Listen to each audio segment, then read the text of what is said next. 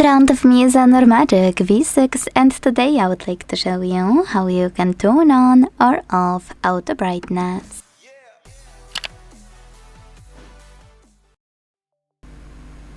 Begin by going into Tab menu by swiping down from the top right corner of your screen and then clicking on Brightness slider.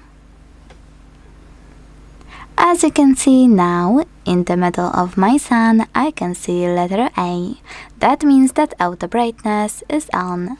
To switch it off, click on the same slider again until letter disappears. You can also go into Settings, scroll to hit Display and Brightness, and then use this switcher next to Automatic under Brightness slider to enable or disable it. Thanks so much for watching. If you enjoyed this video, leave a like, comment and subscribe. Bye!